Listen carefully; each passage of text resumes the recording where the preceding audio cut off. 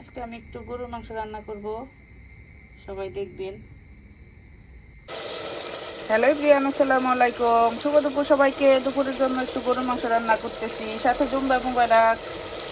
এখন আমি গরুর মাংসতে সব মশলাই দিছি, আপনার আদা, জিরা, লবণ, পেঁয়াজ, কাঁচামরিচ, একটু মাংসের মশলা, ধনিয়া, মরিচ, হলুদ গুঁড়া সবই দিয়ে দিছি।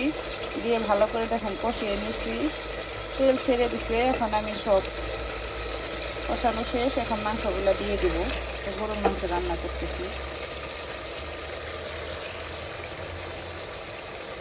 মাংসের মশলা একটু গরুতে বেশি লাগে, আর আমার সাহেব তো একটু বেশি মশলাই খাই, এই জন্য মশলাটা একটু বাড়িয়েই দেই। ঝাল খেতে খুব পছন্দ করে।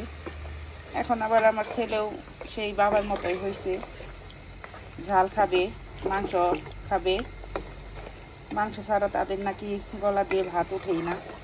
প্রতিদিনই আমার মাংস রান্না করতে হয়, হয় খাসির মাংস নয় মুরগি, তা না হলে গরুটাই বেশি রান্না করা হয়।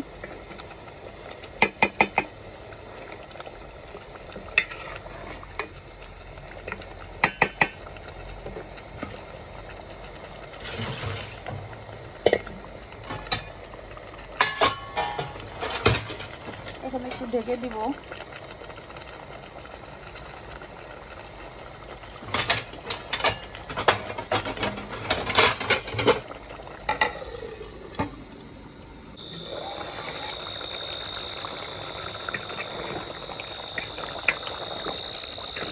মাংসটা ভালোভাবে কষিয়ে নিব।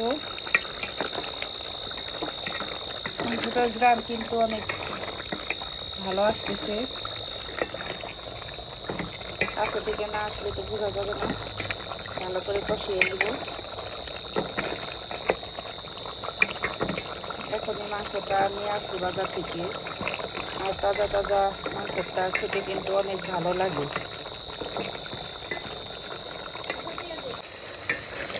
মাংসটা কষানো হয়ে গেছে, এখন ঝোল দিয়ে দিব।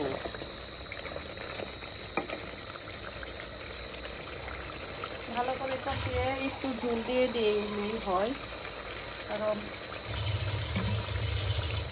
তারপরে কমিয়ে চুলায় বসে রাখলেই হয়ে যায়। আর এখনকার মাংস তো বেশি কষাইতে হয় না, কারণ মাংস নরম থাকে। ছোট ছোট গরু, সেইগুলা বড় করে ইঞ্জেকশন দিয়ে কি করে। এটা নিয়ে শুনতেছি যে গরুর মাংস খেলে নাকি অসুস্থ হয়, কোথায় জানি অনেকগুলা রোগ বের হয়েছে। তারপরে তো আমার সাহেব শুনবে না, গরুর মাংস না হলে তারও চলে না, আমার ছেলেরও চলে না। আমার আর কিছু বলার নেই, এই জন্য রান্না করতেই হয়, কারণ এটা আমার চাকরি। একটু ঢেকে দিব, তারপর হয়ে যাবে। এই যে দেখেন আমার রান্নাটা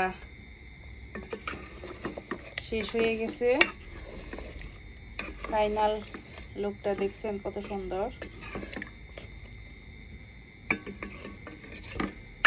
আমার রান্নাটা কেমন হলো আমাকে জানাবেন প্লিজ। ভালো থাকবেন সবাই, আল্লাহ হাফেজ।